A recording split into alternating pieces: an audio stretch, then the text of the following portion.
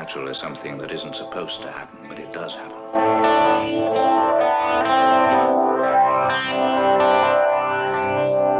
And no nation which expects to be the leader of other nations can expect to stay behind in this race for space.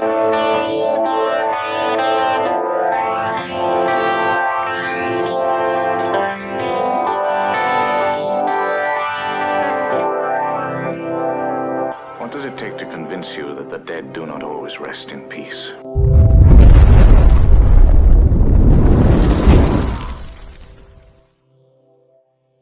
Episode is brought to you by Brat's Beard Care, premium beard oil made right here in Central Florida.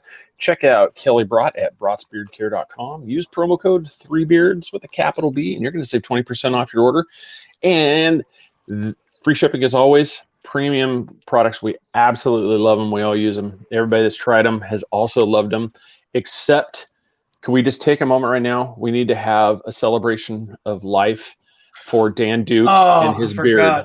We lost one today. He shaved off his beard on purpose. We don't know what happened. Don't know. I don't know if it was an industrial accident. He wasn't. I don't know what happened, but all of a sudden he brings his picture and here's his smooth face. I mean, he's aerodynamic now. I mean, there's no drag now, but it's just it's just. His girlfriend threw him under the bus too. She commented and said, "I didn't tell him to do it, so why did he do it?" Just saying. Yeah, that's usually the only good reason. Yes. So rest in peace, Dan Duke's beard.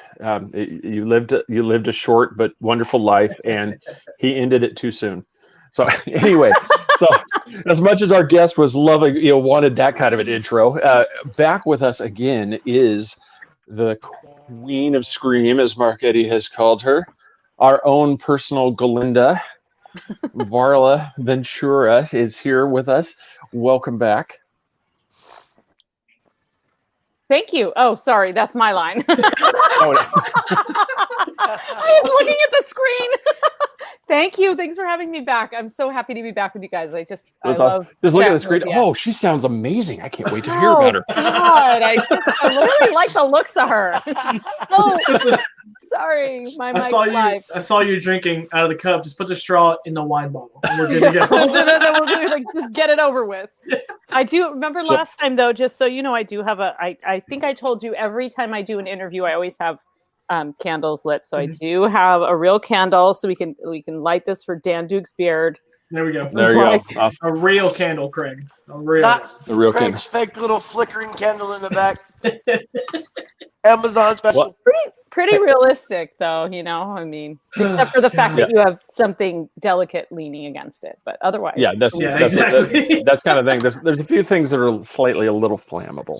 So I don't want that. Very flammable. Yeah, so we brought her on. We are trying to reduce a couple of our our mistake episodes where we were just bad. Yeah, so we brought her on to talk about mermaids and her book Among the Mermaids: Facts, Myths, and Enchantments from the Sirens of the Sea. And so we brought her on. We're going to talk about that. So, I mean, man, I'm making that bad, quite the collection. I watched Okay, most of the episode, and it wasn't that bad, really. Good. Well, I appreciate. So don't feel terrible about it. I mean, you touched on a lot of the points, which we'll talk about tonight. Yeah, I'm starting to collect. Oh, how nice! Thank you. That's nice to see. So there's the one we're focusing on. Mine have writing on them, so don't cringe. But I keep my like the copies that I make notes in. I write perfectly like Varla's. smooth, not a crease, like I said. Mine has a big crease in it. He reads them with white gloves on. Even the jacket, and like I told everybody, see, dollar bills are my bookmarks. With glasses down like this. Yes. Yeah. It was just you're just read them when you're like this in bed, just flip.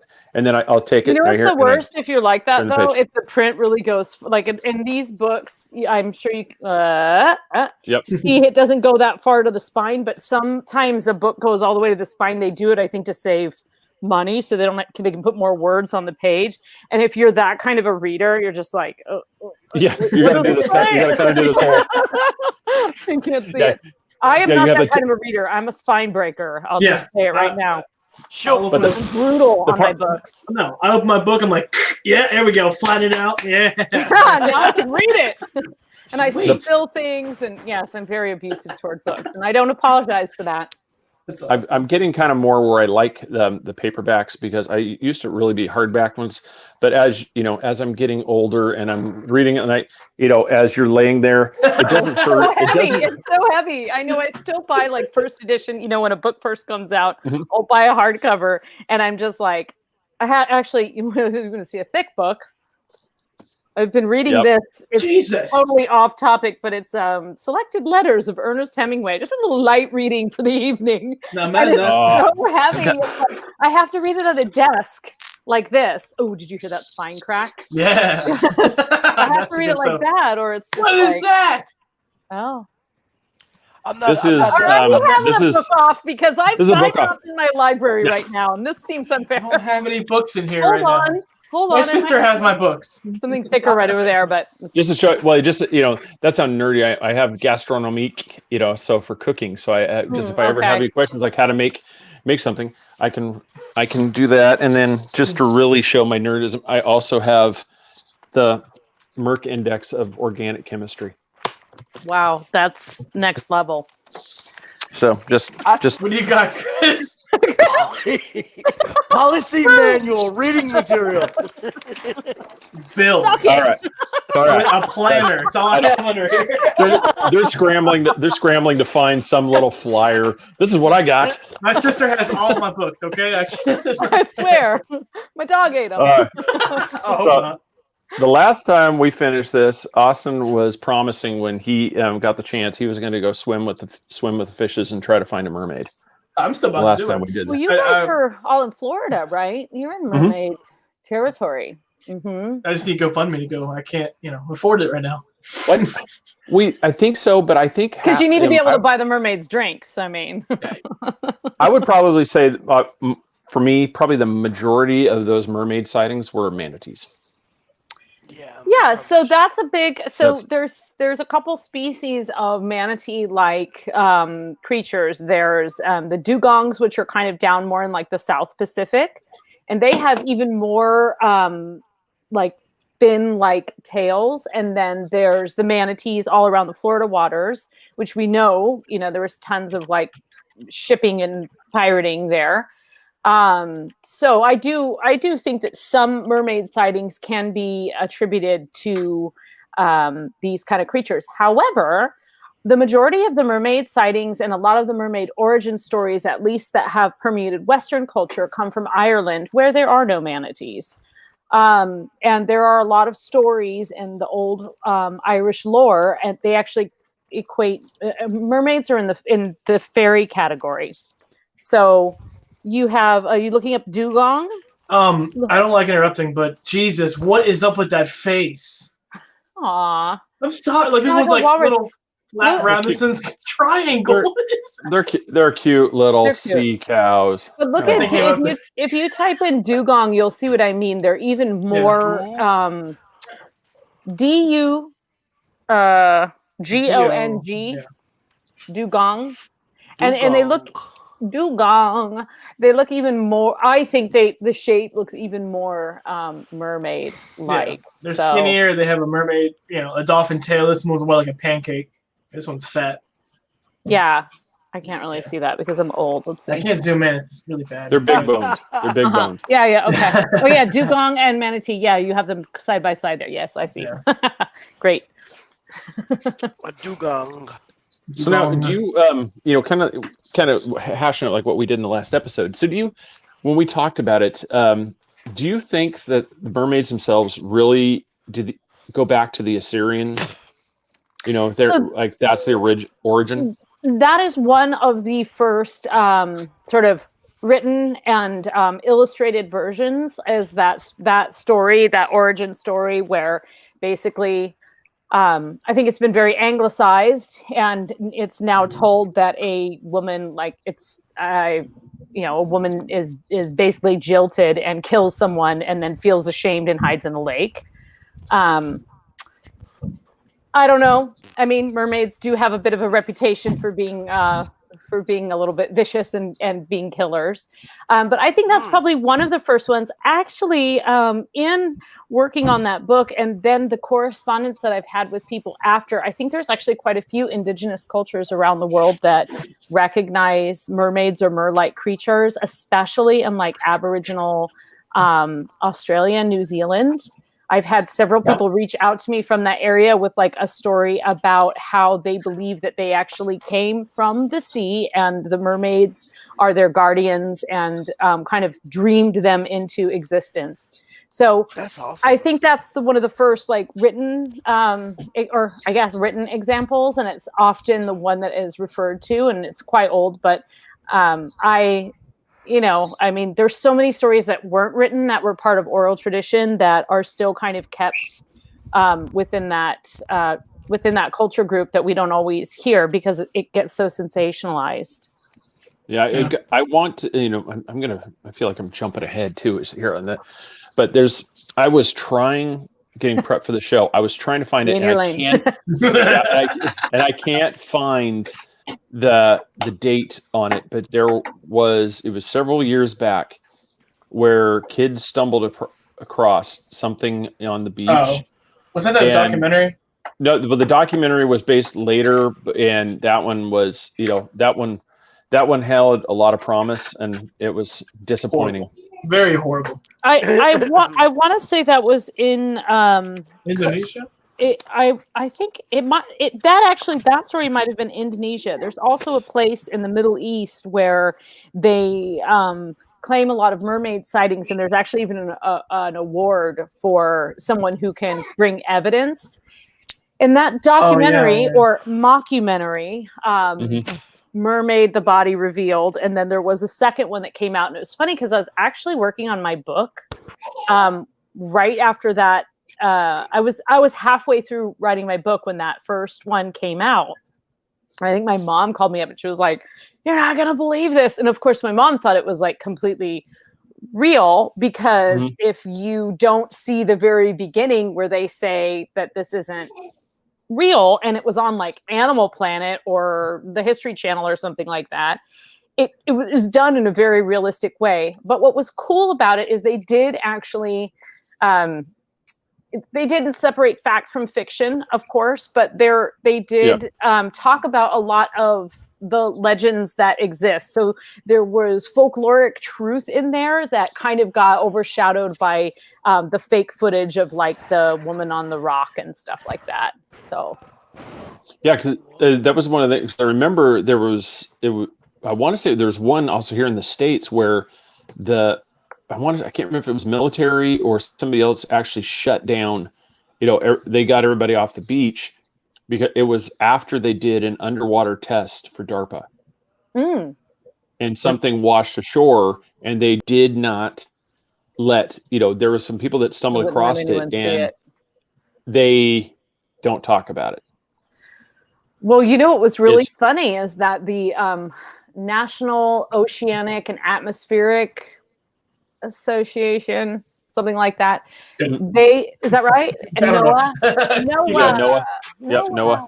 They after that documentary came out, they made like a public declaration that they didn't believe in mermaids and mermaids weren't real, and it was like, okay, come on, you guys, just like the government. Oh, aliens aren't real. Poor little kids out there, all those poor little girls out there with their long red hair wigs, and they're just like, what? The government says they're not real, but of course we all know the government says lots of things that are real. That was the part that was really, for me, was really crazy, is because I love conspiracy theory. I love going into these things. And here is this thing, because I've always had people say, if they were real, we would have seen them by now. But if this is an intelligent race that doesn't want to be found, they live under the water. They're going to be able to stay undetected. They're going to stay away from boats. They're going to stay away from ships.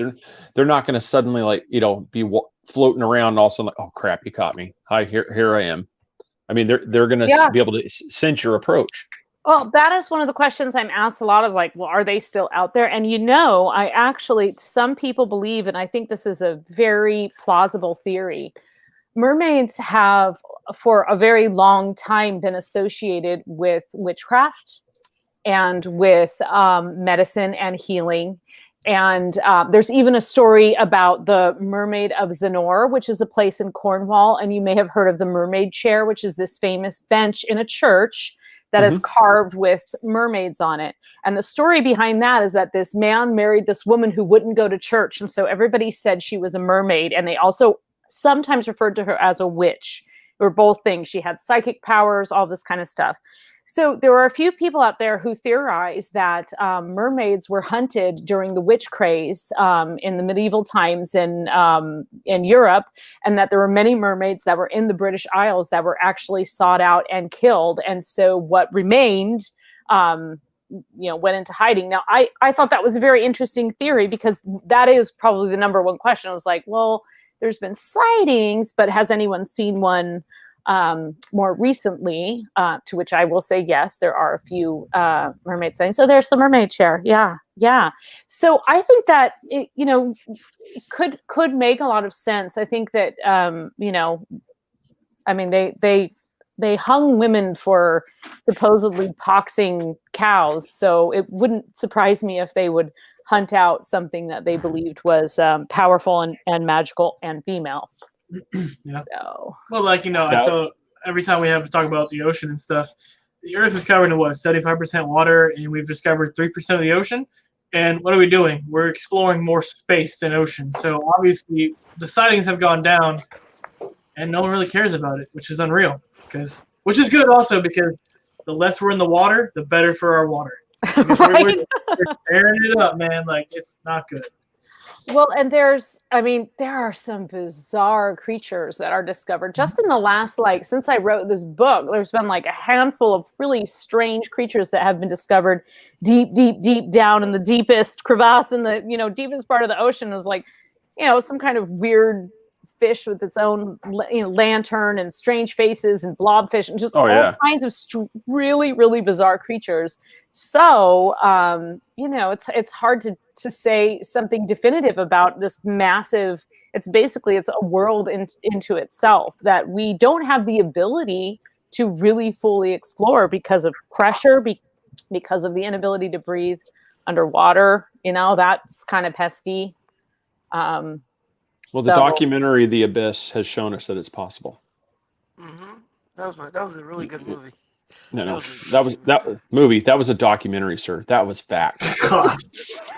We can do it. We can colonize Mars and we can resurrect Atlantis. It can happen. Yeah. Come on. The people would lose their wits if a mermaid washed up on shore and somebody got to it before the government got to it. People would lose their wits to find out mermaids are really real. Oh, yeah. Well, a bunch of us would be just like, yeah. Told you, man. Mic drop. Told ya. Well, I didn't get to finish your book. I started reading part of it, and I like in the beginning, you talk about the Gulf has more tropical mermaids, nicer mermaids, and you go to the Atlantic and more towards Russia where it's colder. They have more of the bitchier mermaids where they're meaner and they want to kill people. At least in the Gulf, the tropical, they're nice to you, then they'll kill you. No. Yeah. They just lure you into shallow waters. Well, and that's definitely, there are stories about mermaids from all around the world. So we tend to think of what we think of as the Little Mermaid, which is interesting because, of course, when that was sort of made into something for popular culture, i.e. the movie, it was totally, tropical, hanging out with lobster and clownfish and stuff. But the story comes from Hans Christian Andersen, who is Danish. And it's really cold up in those waters. So there are origin stories of mermaids or different stories about mermaids. Some of the ones from Ireland are really scary. In fact, they have Marrow, which is kind of like the whole race of mermaids. And the mermen, which are just usually referred to as Marrow, are really, really scary. And they're described in this, having these mouths full of vicious teeth and long craggy arms and just all kinds of, they don't look like Triton, they're like these really intense. What? They don't look like Jason Momoa? I think Austin... now I would like to continue to believe that is possible. Oh my gosh. I think Austin might be a merman because he likes the ocean. Yeah, if I could live in the ocean, I would. I really would. Yeah, I me love too. We don't doubt that at all. What? Yeah, that's Look, come on now. Like, Yeah. this is Well, this is my nicer fish. This side's gonna be my darker octopus and kraken side. I think you need a mermaid tattoo. I gotta cover this one up, so I might put it there. Somewhere. Yeah, Well, do you go prescribe to ahead. the? Go ahead. I was just gonna say, do you prescribe to the normal trait that they're always out there combing their hair with seashells and singing songs, luring?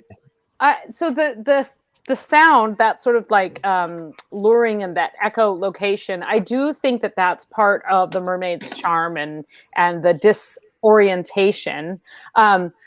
I have also heard stories, and more recently, I'm not talking about read in old books, but I have been told stories by people who've lived on sailboats all their lives, or grown up by the sea, or lived, fishermen, and where mermaids are actually can help guide them out of a really foggy situation, going away from the rocks, or sort of offering them some passage and rescuing them. So while we have the majority of the stories where, and I don't know, I don't know if they mean to drown them. It's just sort of like, oh, you can't breathe underwater here too. But yeah. I do think that there are some stories of like a really nice relationship with mermaids. And as I had mentioned before, that Aboriginal story of sort of like dreaming people into the world and being their guardians. And in fact, I have her story in my book. She gave me permission to include it. And the story is like, they still leave offerings for the mermaids, and the mermaids protect them and also help them find, if they need to have a big harvest. So there's sustenance, and sometimes, wash up things that have pearls in them and things like that. So there's quite a few accounts of mermaids actually helping and using that sound to help. So I don't believe I don't believe there's any one kind of person, right? I don't think there's any one kind of mermaid. I think they share a lot of characteristics. But there's really interesting, there's an island off the coast of Korea, and there's a tradition there where the women pass down from generation to generation. It's always the women, the ability to, they basically like skin dive. Today they may wear some wetsuits, but if you don't know what that means, it basically means diving without a weight belt, or, no, you're not scuba diving. You don't have any air.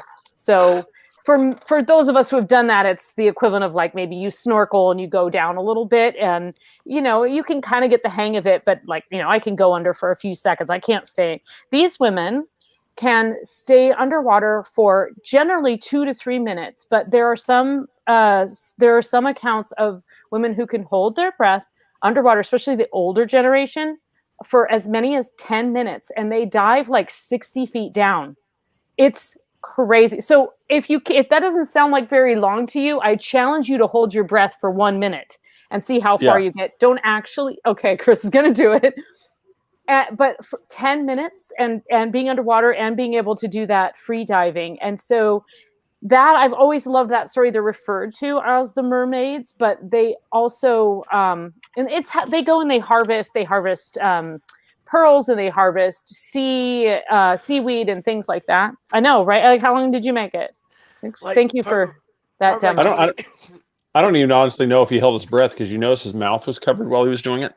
I was watching the counter. So I look like I'm holding my breath is actually open. Oh, hey, that's really good. No, because if that was the case, I'm not entirely sure. No, if that was the case, I'd have went to the end of the podcast. They'd be like, he's still holding his breath. Yeah, right. You would have really, you wouldn't have given up at 15 seconds or whatever. Yeah, it was like 10. Well, I can't think of the island, Craig. And that's... No, you can probably help me out. I can't find the picture of the island people that go diving. Samokin. Yeah, and like, what is it? It's somewhere in Indonesia. Oh God, I'm ready to go home. And they can see really, really well underwater. In fact, they've developed underwater sight that is more their eyesight is better underwater than it is Exactly. above ground. And It's scientists science. there's science involved, and they have altered their vision Evolved. and then been able to genetically pass that on to the children so that the children are born with this superior underwater eyesight. It's right here in front of our eyes, and people are It's like, "Oh, it's not amazing. real." We are evolving constantly, and that's proof. You cannot say that mermaids aren't real. So Like, do you think they're a generation of the mermaids, or they were a mermaid in their past lives, or they were just they just created I think it shows that we as a human race have the ability to be underwater more than we think we do. And so whether that means that we've evolved from that or we're evolving to that, I don't know. But I do think it shows that the human body can be trained and the DNA can be altered to live a more aquatic lifestyle. So disclaimer from Three Beers Podcast: don't go underwater and try to drown yourself. no, you cannot breathe underwater. No. As we were talking, from the last show we did on this to this one, I'm getting kind of myself to the point where when you look, even for people that look in the Bible, it talks about basically what we call cryptids, centaurs, you go through and there's all these, and so I'm more and more, I'm getting to the belief that this, for some reason, this used to exist, and then for some reason it stopped. I don't know why there was this divulging, but or did we stop seeing it? And some people would argue that they never stopped seeing it. Yeah, right? And that's kind of where I was with the mermaids. Why wouldn't there have also been an aquatic version of this, cross? I mean, you could go back to wherever you want to do it. Like if it was, if we're talking back, they came down here, and when they actually did the original thing, genetic, splice, Dr. Moreau's island on the Earth, they're going around just genetically splicing everything with DNA, creating. What do you think of this one? Yeah, that monkey frog's not working. Yeah, throw that one out. It's like, what about this one? Half human, half fish. Let's make that work. And then all of a sudden, what about this one?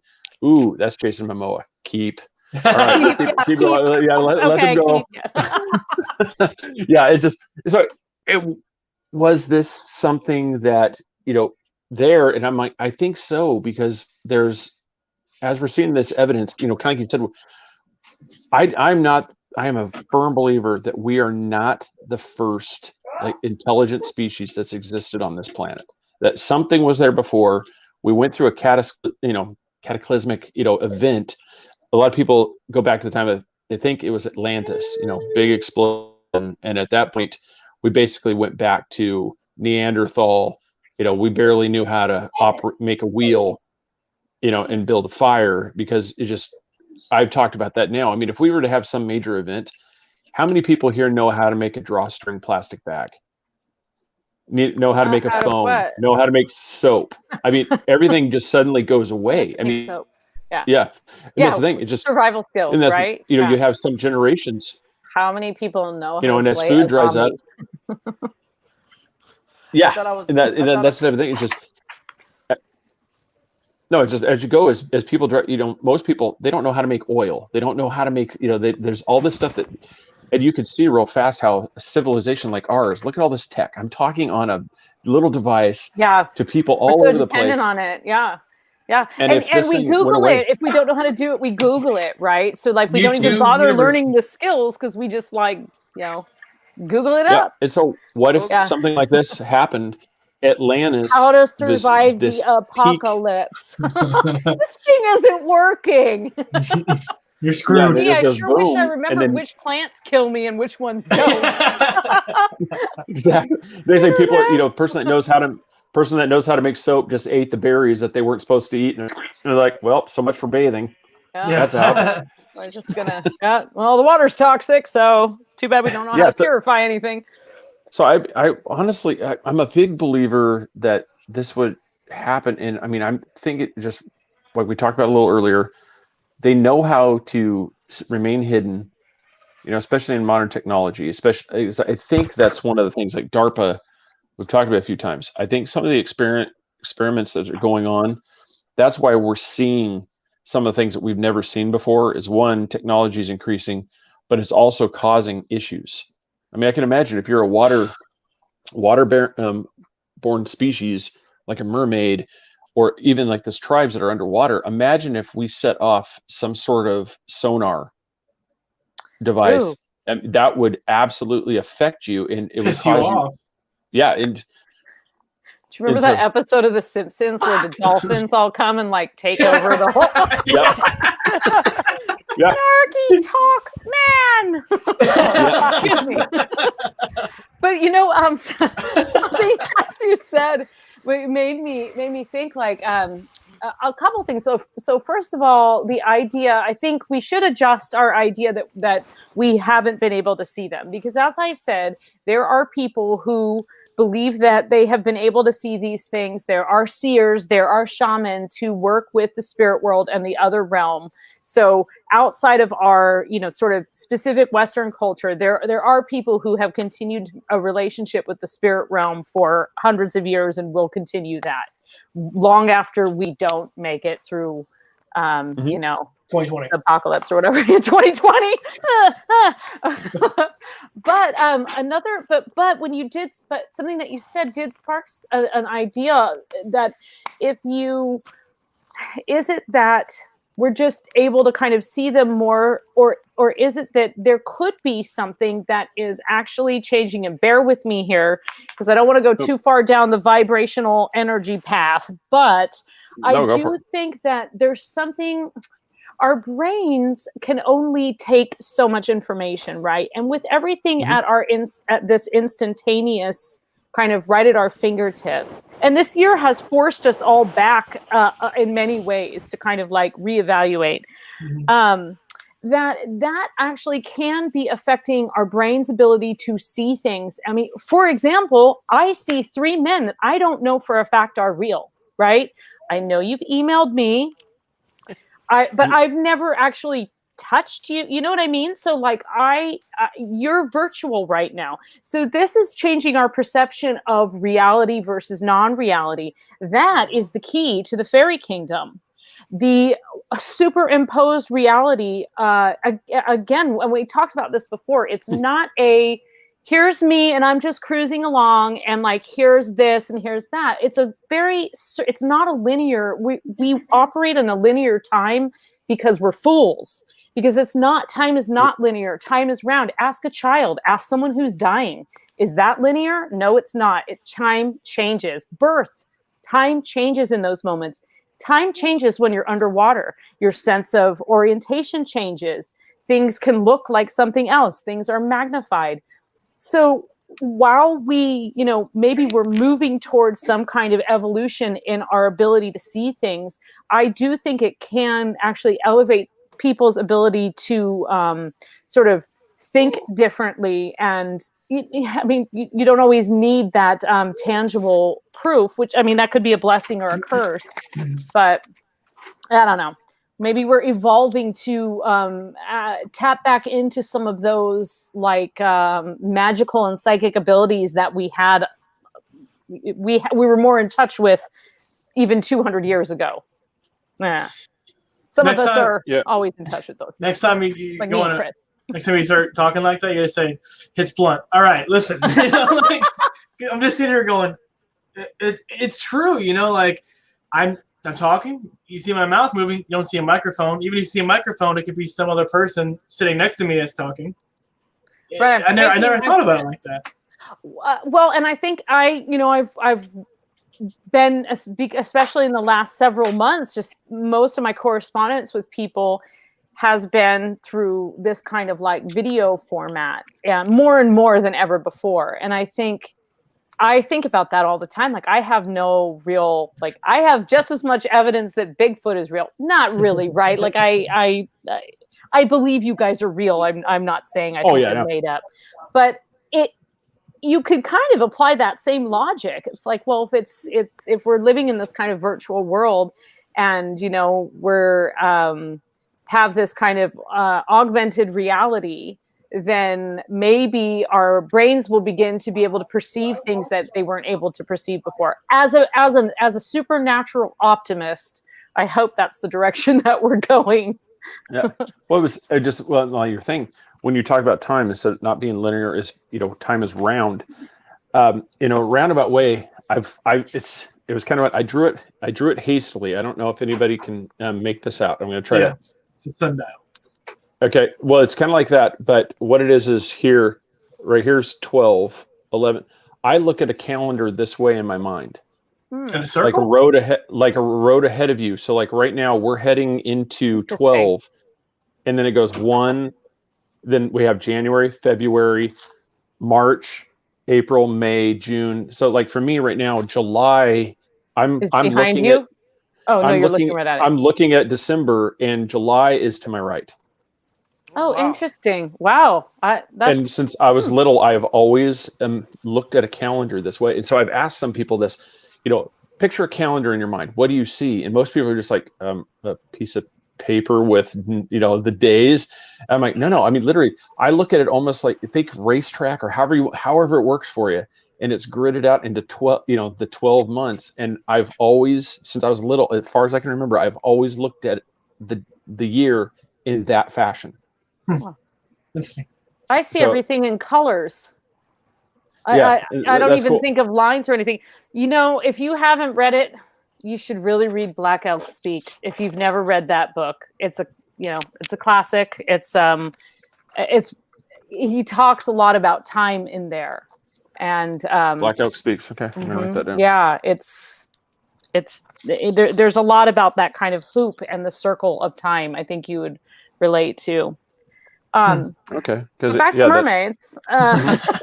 See, this is what we do. Yeah, no, I do think there's a lot of layers to mermaids and mermaid myths.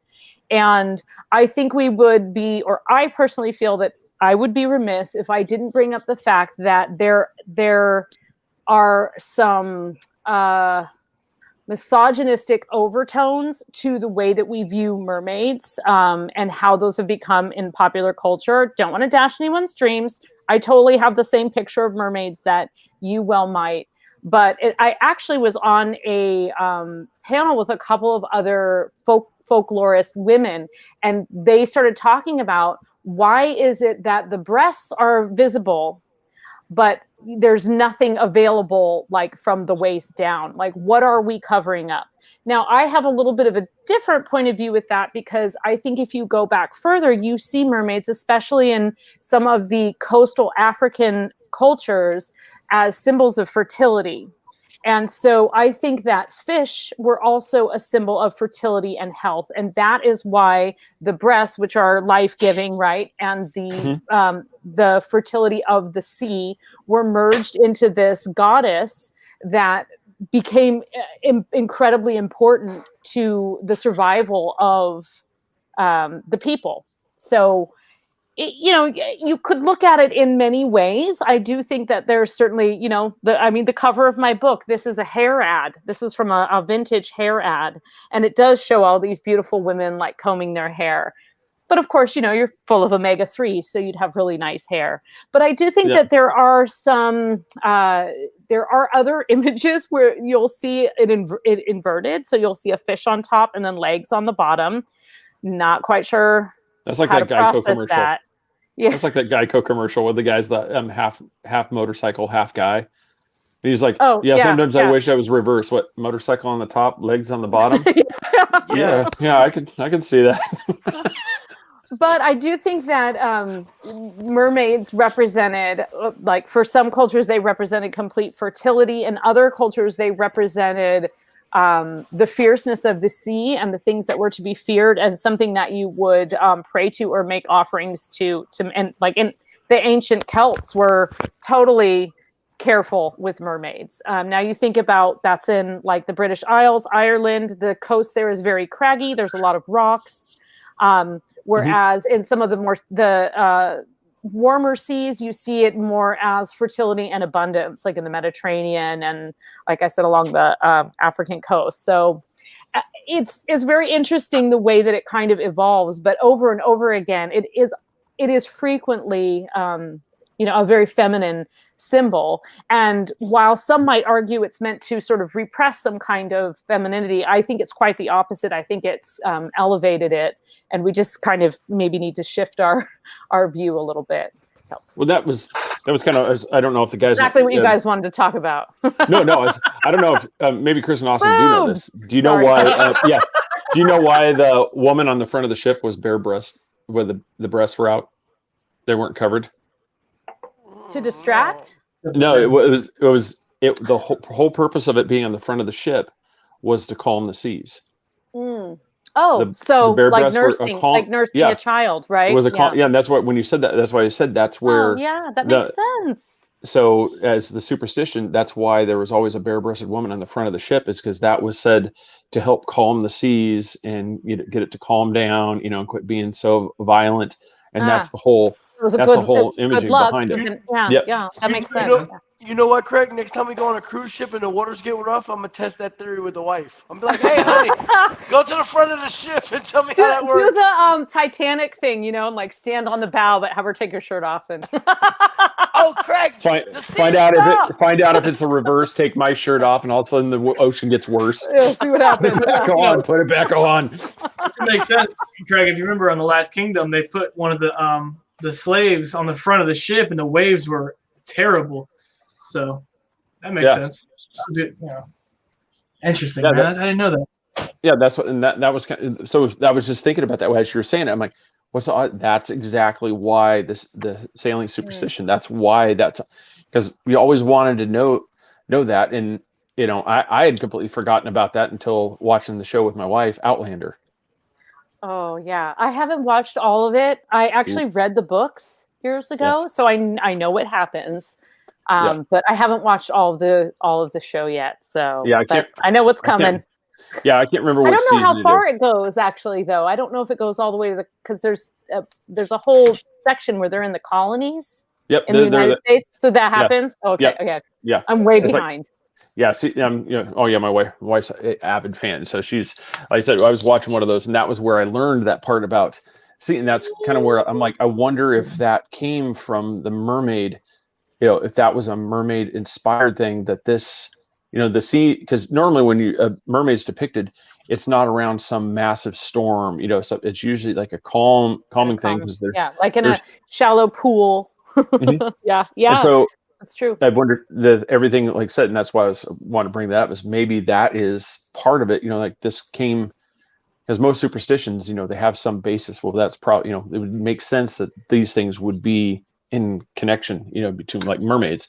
Yeah, and why sailors are so superstitious for good reason, right? You are basically putting yourself in like extreme peril all the time because, even on a calm day, things could totally shift and change. And, everything could become very, there's those secret currents and actually that whole riptide thing. So I believe that anytime with any folkloric creature or cryptid, there's never one answer. There's never just like, oh, go sit on the rock and you'll see the mermaid. It's never that simple. There's always many, many layers to what we look at today. And another aspect of many stories is the warning.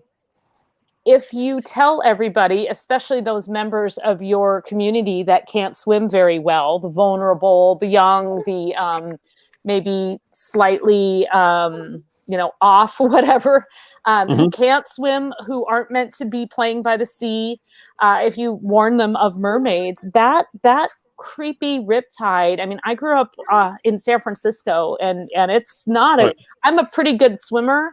And that I do not like swimming on that. That is like suck you down kind of crazy riptide, like mermaid fingers drowning you and holding you underwater until you can't breathe. Like it's scary. That's really intense.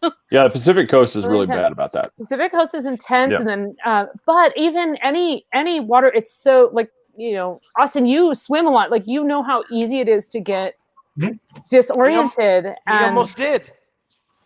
Did you?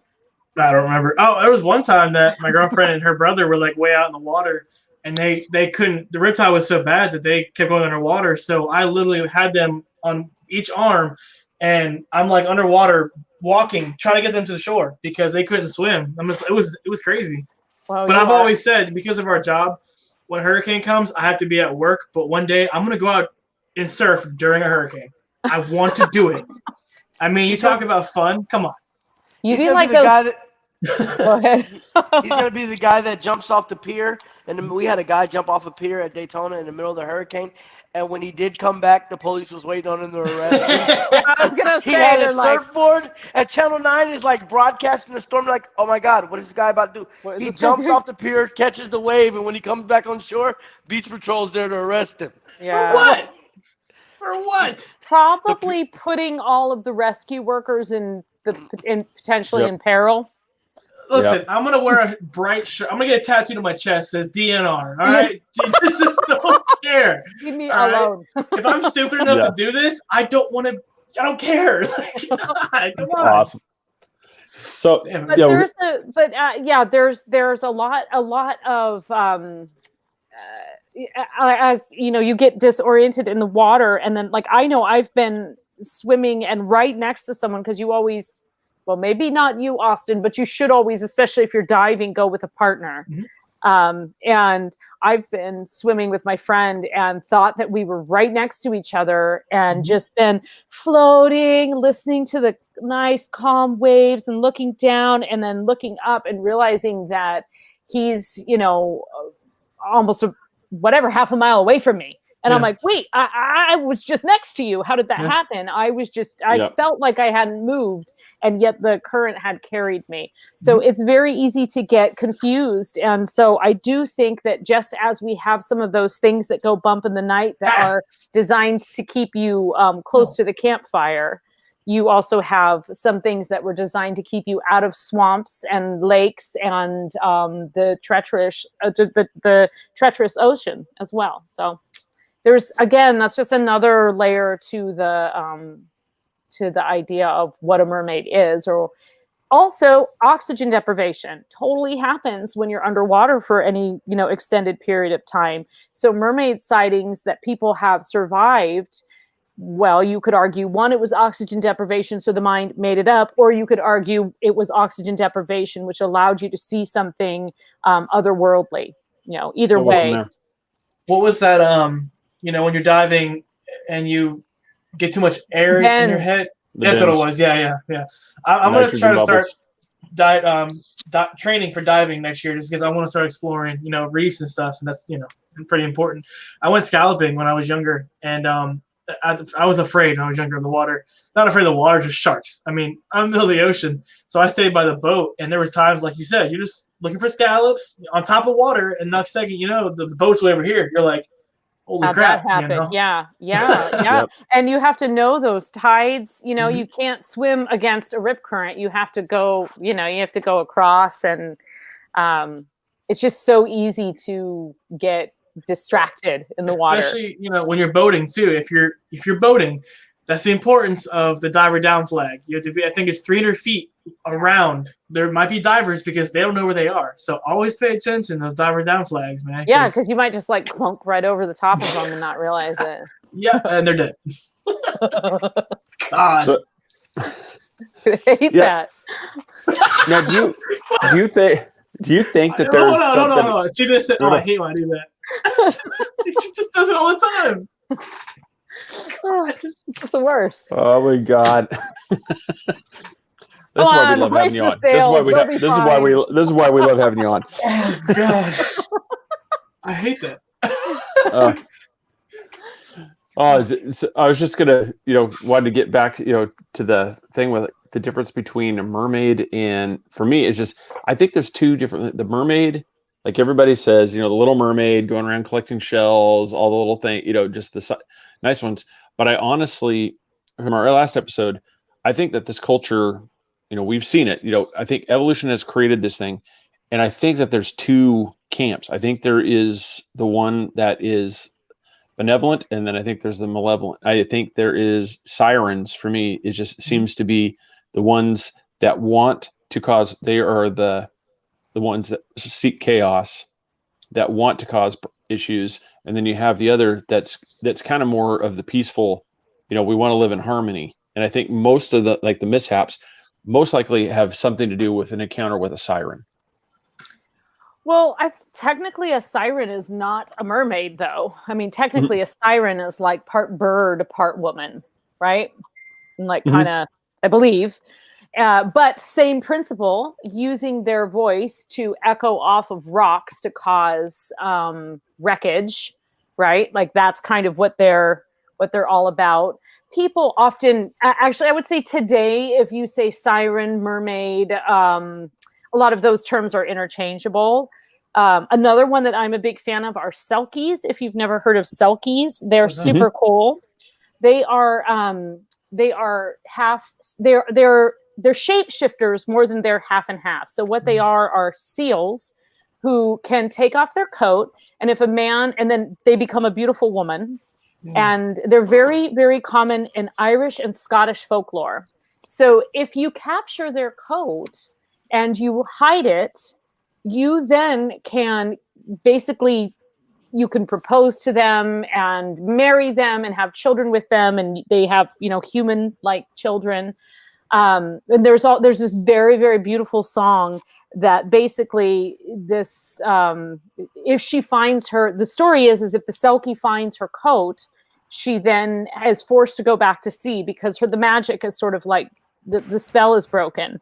And there are these haunting songs from like the Scottish Highlands of these Selkies who have had to go back and leave their babes at sea, right? Because or leave their babes at shore and go back to sea, and that they will come close to the shore and look with those giant seal eyes. And there are all these stories of people saying, I think that's a Selkie, not just a seal.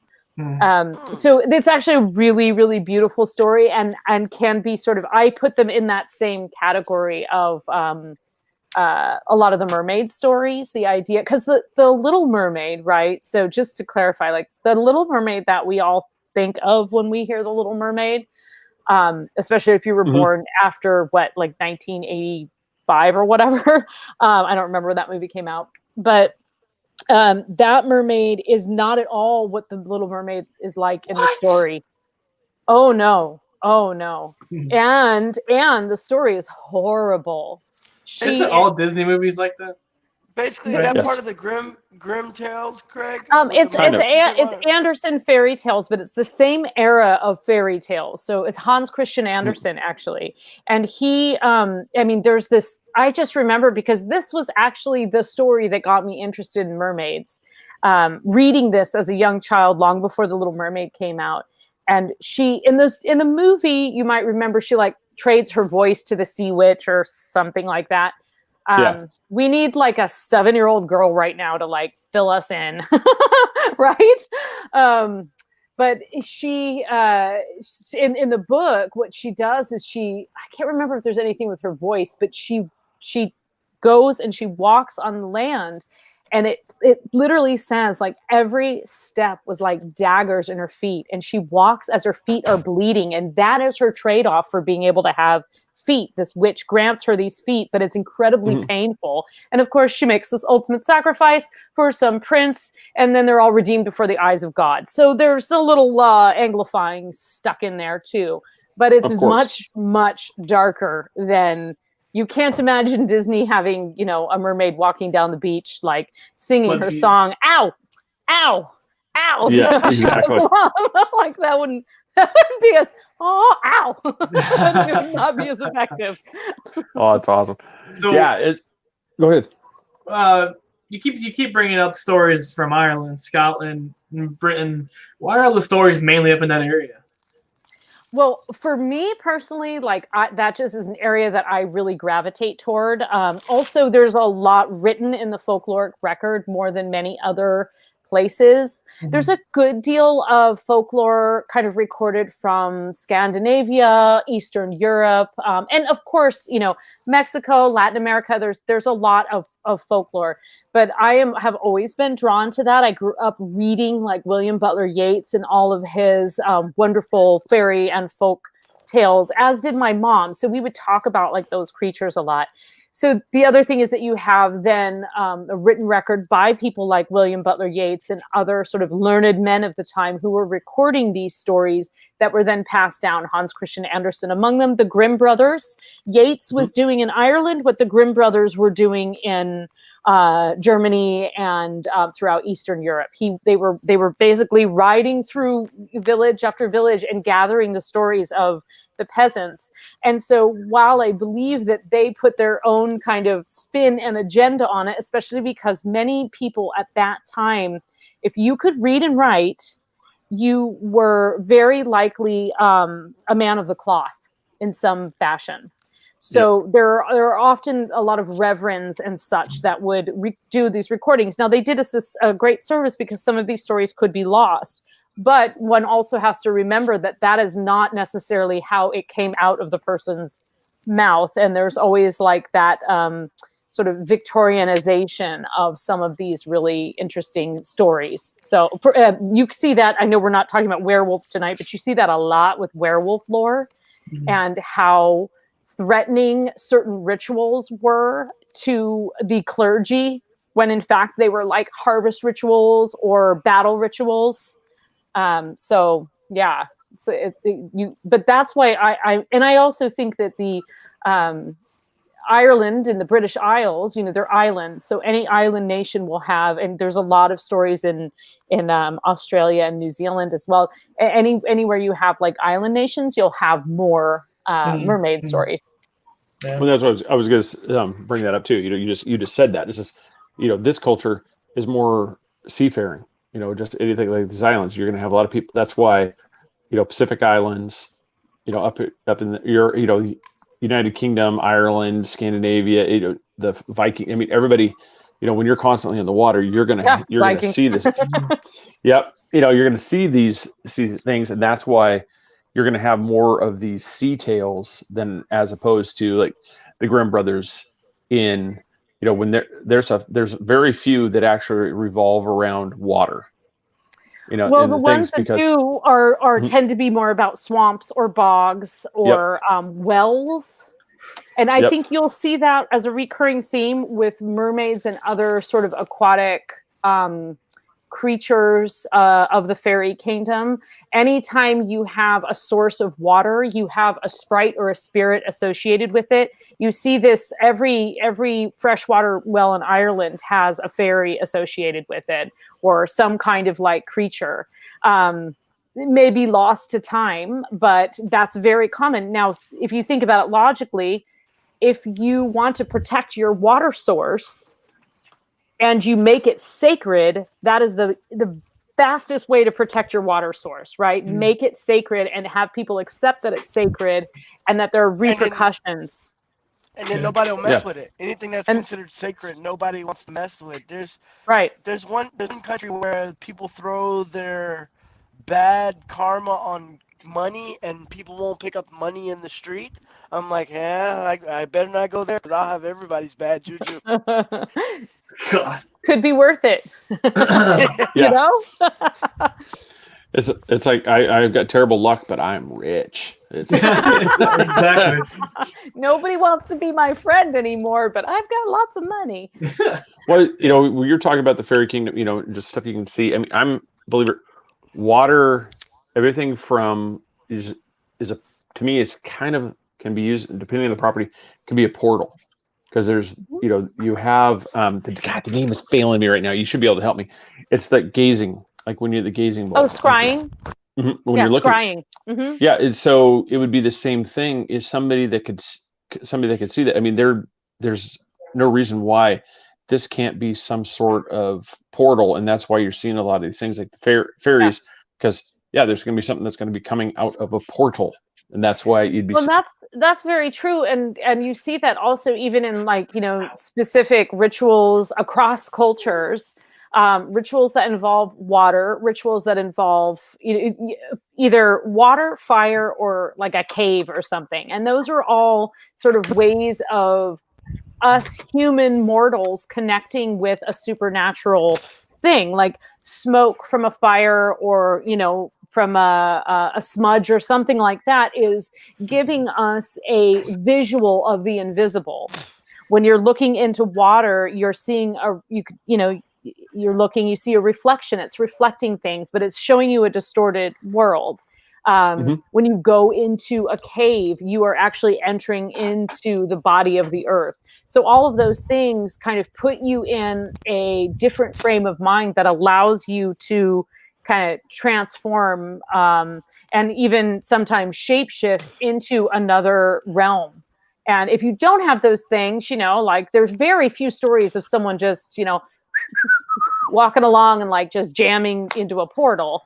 There's usually something involved, and water comes into play so many times, from fresh water to oceans to just if you think about it, anything that you drink, I mean, water is considered life, right? So you have water, you have it equated, at least in magic, water is the equivalent of blood. This is a very important, like one of the 4 primary elements, and it's equated with emotion. So there's just a lot of spiritual significance around water. The least, probably not the least of which, is that we are made up of water and we cannot survive without it, especially clean water. So, yeah. Yeah, this is one of the crazy things. As a little guy too, is I've, for the longest time, I thought when you look in water and you see reflection, or you look in a mirror, that was at the same time something on the other side of the mirror was looking at you. That was your alternate, universe. I still think that was syncing up. Sometimes I'm like, you're still watching? Who is that?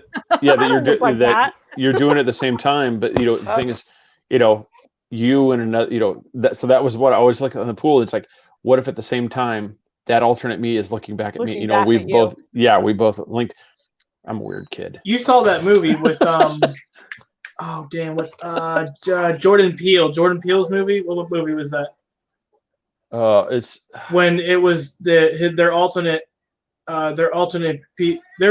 people came. Oh god, what was that movie? That recent horror film.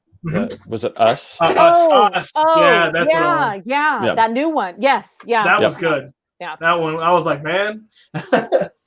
What? Aw, just let him say hi. Yeah, it was a little ones.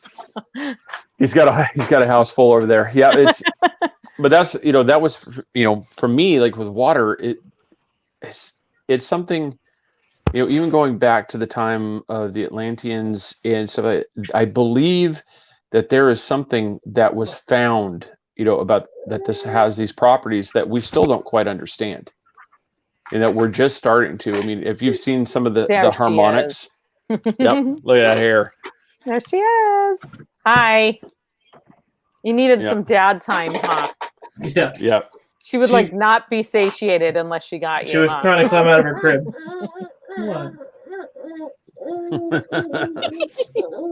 I bet she believes in mermaids. She is a mermaid. Look at his hair. Yeah, I know. Look at that hair. It's mermaid hair. Hi. Yes. I think just from like the history cultures, I'm looking at it.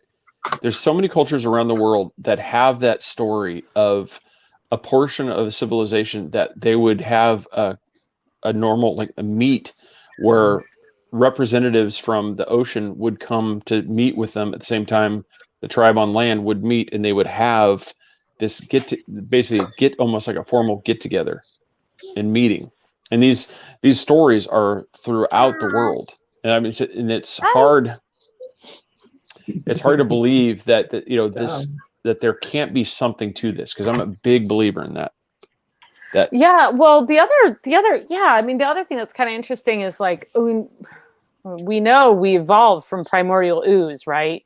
Mm-hmm. Like maybe some of these mermaid sightings are memories of what once was, because we were like these little one-dimensional things swimming around in like a fetid pond until then we became sort of more fish-like and started walking. And then creationists out there, but evolution shows us that we did evolve from the water. So that there's definitely could be something to that. Yeah, I agree. I mean, for me, I was raised Christian, church believer, and then I have gone to the agnostic side. I'm a real believer that even for me, it's just everything is. I don't know if it's a Genesis probe. I don't know, whatever from Star Trek. I don't know what came down. I don't know, Nerd alert. I don't know if it was I don't know if it was a spacefaring race that came here, but something took primordial, creature took something that was on this planet, and it was just like, it just changed it. And that's the age-old question, right? Like, what is that spark? I mean, isn't that kind of at the crux of like Frankenstein? What that spark, that electrical spark that recharges life, like, that experiment you had to do in biology class where you're reanimating the frog, like, yeah. Do you remember that? Like, you probably had to do that. I don't know. I guess you can opt out, but in my day, you were forced to do it even if you were a vegetarian. Yeah. So, but there's that is the whole, I mean, whether it's, supernaturalist or religious or, any kind of like, we're debating that, like, what was that great spark that started it all, that made that change, that, was it heat? Was it, time? I mean, and that I think lends itself to some pretty esoteric discussions with what we may have or have not evolved or inherited from such things.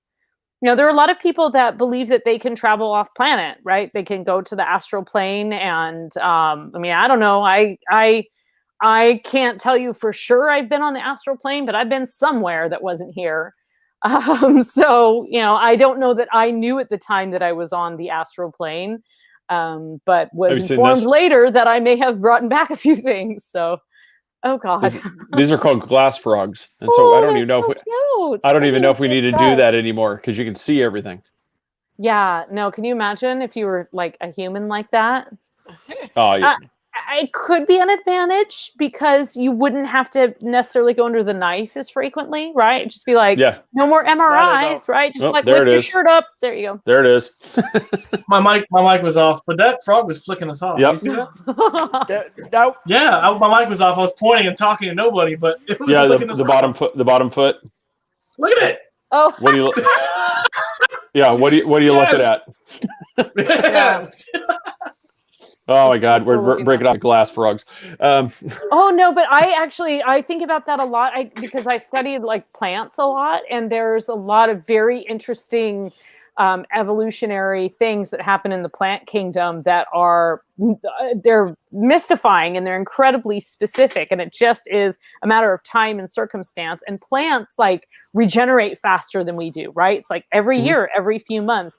Humans, we got this whole kind of like thing, and then we have to like gestate for 9 months or so, and then we're born, and then we have this incredibly long time before we're actually a semblance of like our adult bodies. And so our evolution is naturally slower, but like there's plants that evolve because I was just reading an article today about this little they call it a stream orchid, but it's not an actual orchid. It's this little fritillaria that has evolved camouflage. So you can't see it. And the picture was on the Smithsonian, and like the picture of it is it just looks like all these bits of leaves and things, and it blooms at a specific time of year, the fall, when the leaves are all down and it's all muddy. And that's how it survives, because animals can't see it and people can't see it and pick it. So that is not something that just happened like the first time, right? It happened because something kept picking it and then it figured it out. That's cool. That was kind of, just like go back. That's why I'm kind of the believer, like, the Anunnaki theory that here we had an early, hominid type creature on this planet, and they came down because everybody keeps looking for the missing link. What if there's not one there? What if this was just suddenly, bam, we had a change? Well, I mean, years ago when I was in college taking like biological anthropology, the missing link was all totally a big thing. And also it was believed that Neanderthals evolved completely separately and never interacted with Homo sapiens. And now that's proven that that's not true. Homo sapiens and Neanderthals did mate. And there are some people who have the DNA from that, from that cross species. So even calling it a separate species may scientifically no longer be accurate. But what is so interesting about that, and I'm by no means a scholar in biological anthropology, so I'm sure people out there could prove me wrong, but what's so interesting about it is that, you know, within the period of time of 6 months when I was taking this class, new discoveries were made. They already found bones that showed something else. And so as we are, you know, sort of developing maybe spiritually, we are also finding other evidence that can shift how we look at things. And we know this just even from like 2020 and what, you know, what we know about history and the stuff that we learned in school that is incredibly inaccurate, right? The Thanksgiving story, for example. So we know that, we know more now. Like we are starting to acknowledge things that are filling in the blanks and giving us a wider perspective of what the world is. So there's no reason to not expect that that would also play into our understanding of the mind and the spirit world. Yeah, I'm still reeling from that Mark Marabello episode where he was telling us the real story of Thanksgiving. You know, in the Pilgrims. I'm just, you know, with the head on the pike and all this stuff, I'm just like, oh my God. I was like, where was this in the education? Exactly. You're just like, wait, how have I never, like, how are we still making pilgrim hats and putting them as centerpieces? Like, right? Like, you guys. Yeah. It's like this peaceful thing. No, they pretty much stuck one on a pike and said, don't come here. I'm like, it doesn't seem too inviting. And all of the foods that we associate with Thanksgiving are indigenous foods. Turkey, corn, cranberries, wild rice. Those are all pumpkins. Those are all indigenous foods to North America and Central America, but especially like, you know, around here was Lakota and Dakota.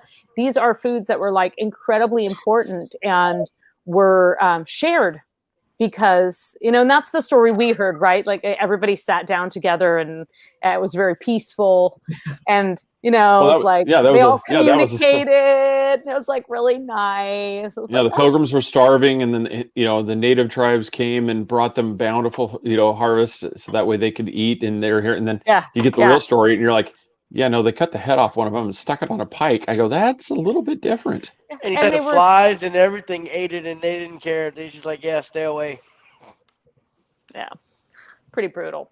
Yeah. So meanwhile, cornucopia. So, but actually, just on that note, like I think that there are a lot of people that do actually understand that, and you know, one of the best ways that we can really do anything about that is to like just sort of recognize that and honor that on Thanksgiving and honor that and that indigenous food and think about that. I think the idea of gratitude is something that, you know, I wouldn't want to eschew that, even if it is based on, you know, a false story that we were taught in history. I do think that attitude that is what we really need to do on a more kind of grander scale, show some gratitude. Yeah. But this isn't a political show. Exactly.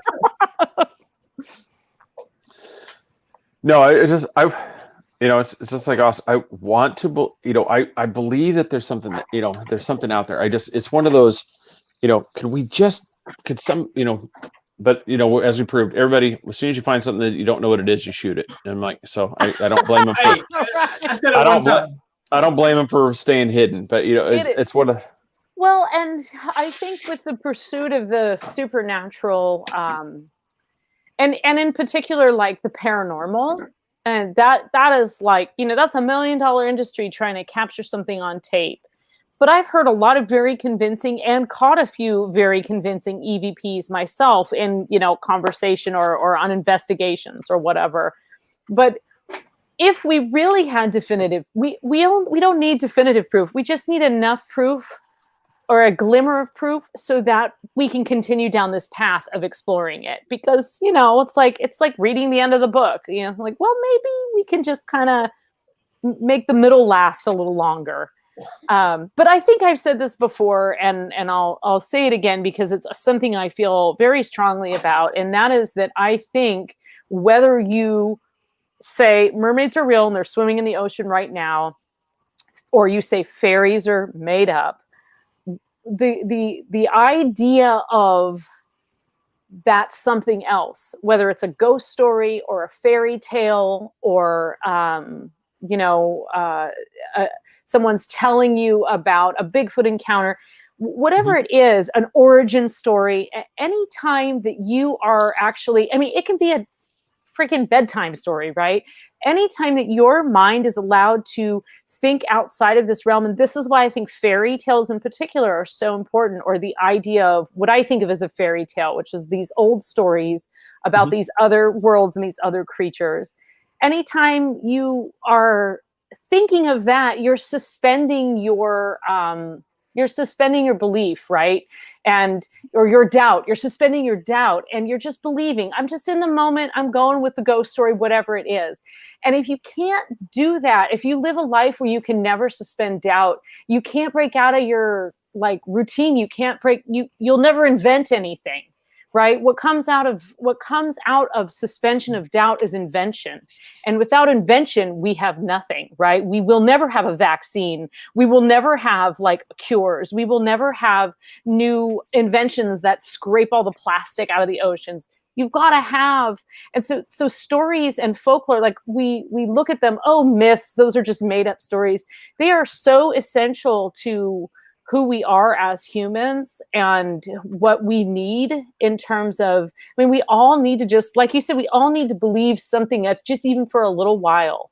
It just allows us to think, what's wrong with walking by the lake and kind of giving it the side eye in case you see something shuffling through the dark, and I challenge you to go walking in the dark in the woods and tell me you don't think there might be something breathing behind you, There is.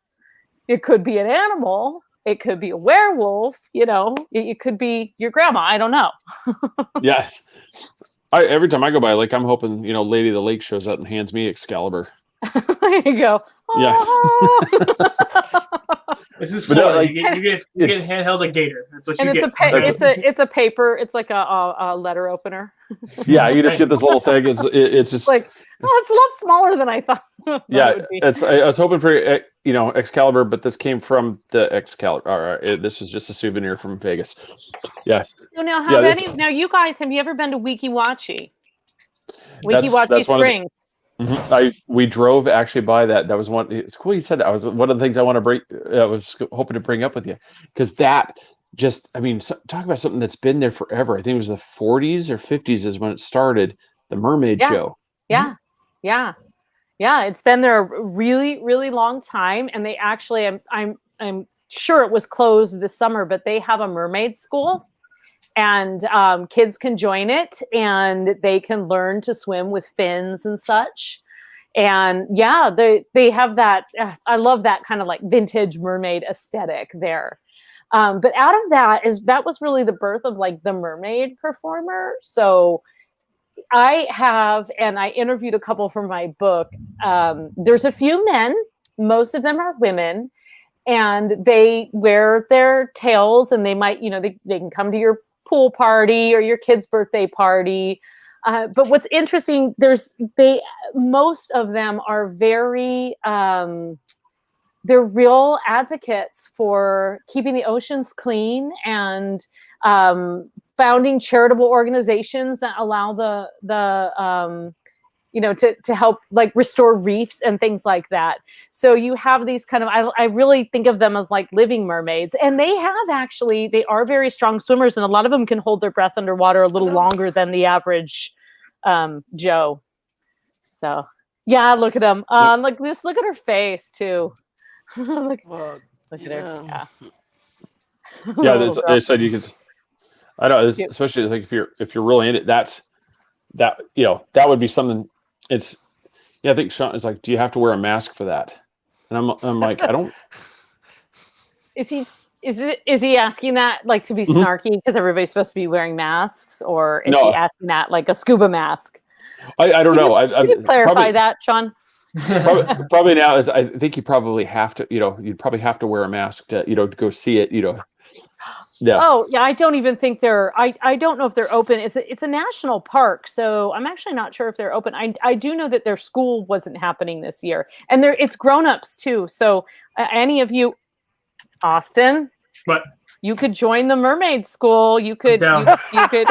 I'll be one fat mermaid, but damn, I got this. Yeah, that would be great. I'm gonna show up the first day of First day of diver training. I'm wearing a mermaid outfit. You know what? I have gotten in pools and put those little there's fins that you can put on in place of fins. It's a mono fin. And then I've gone I've tried the skirt thing on, but it's really hard to swim in. Oh yeah. It takes a lot because imagine swimming without your legs are just all one thing, right? So it's actually very difficult. So those people are very strong swimmers, and they train for a long time to be able to do that. So you didn't pass the So you didn't pass the mermaid test. I didn't know. I actually sometimes though I swim with I try and swim like that underwater just to see how far I could get, and I'm like halfway down a lap of a pool, and I'm like, I need my legs. This is too much. Yeah, I'm a landlubber. Are you a believer in that the bloop is potentially a sound? Yep, a sound capture. About the bloop in here. Well, yep. It's interesting that let me see if I can find the part in the book about the bloop, because I wrote about the bloop, and then there was further evidence of the bloop being something specific after this was written. So who knows where the section is with the bloop. I'm trying to remember that. At the time when I wrote this, I did believe that bloop was something kind of particularly strange and here, is this it? No, that's the thing underwater that looked like a Millennium Falcon. Oh, here it is. Okay. In the summer of 1997, underwater microphones placed in the ocean by the United States Navy detected an ultra-low frequency sound, the sound of which has remained a mystery. The sound, which became known as the bloop, was detected several times over a range of 5,000 kilometers. Scientists say the bloop matches the sound profile of a living creature, but they have yet to identify which one. The bloop is too big and powerful to have been made by a whale. In fact, scientists don't know of any animal on Earth that could have made the sound unless it's an animal that hasn't been discovered yet. More recent evidence has surfaced that NOAA, the National Oceanic and Atmospheric Administration, claims to solve the mystery of the bloop. They believe it to be the sound of cracking ice in Antarctica, in short, an ice quake. But they also publicly announced that mermaids weren't real, so you can't really trust them. I know exactly what it is. Yeah, now of course I wrote this in 2000 something, and this was 2012 or so. They were talking about what they thought it was. So what is the bloop? I know more things have. Are we going to play the bloop? No, no. I don't know I don't know if we could get that sound to come through. But no, I just like one of the creatures that they have here. I mean, the thing's both terrifying and adorable. Look at those eyes. Oh, that's that weird kind of it's what is it called? Like a baleen shark or something? Yeah. A lot of people think that sea creatures, like sea serpents, are actually those sharks. That particular, because it does swim around with its mouth open like that all the time. Isn't that freaky? Yeah, and there's that one. It's just, it's pretty cool. I was just I have it. I just listened to the bloop. Mermaid fart. That's it. I mean, explain that. Agreed. And it's things are louder underwater, so it's really, really magnified. That's what it is. Jason Momoa is just swimming by the microphone at the right time. Just. Oh yeah. Yes. So I just, I'm thinking just because one. I mean, obviously they're not going to tell you. I mean, same way with aliens. I mean, if we've actually, if we've got this, we've made contact.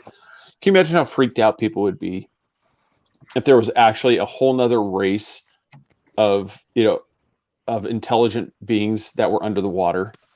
People are already freaked out enough about going on the water and what's below me, and now you have maybe we need to spread that rumor a little bit more thickly, because then people will stay out of the water, except people like me and Austin, but like people that are out there like joyriding and polluting left and right, and spilling oil and such.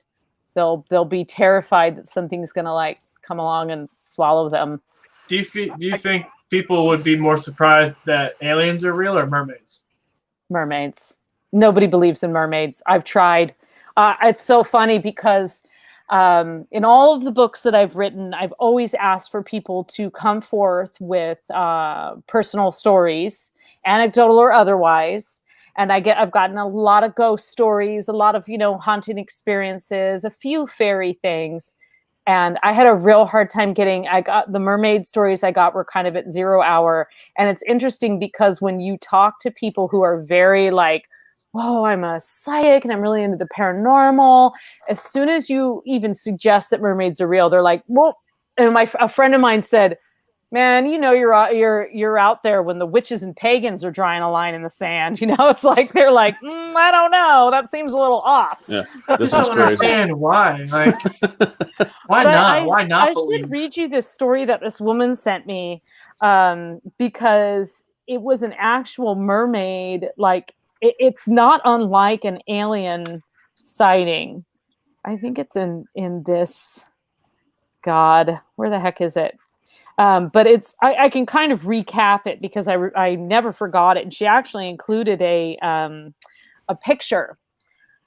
So she had drawn this picture, but I don't remember exactly where it was. But she and her mother were staying in this this like kind of hut type thing that was out over, it was like at a resort, and they were staying in one of those houses that were out over the water. And she woke up in the night and looked at the foot of her bed, and there was this creature standing in her room, was about the height of a man, had like very reddish hair, definitely had like a tail at the bottom, was male.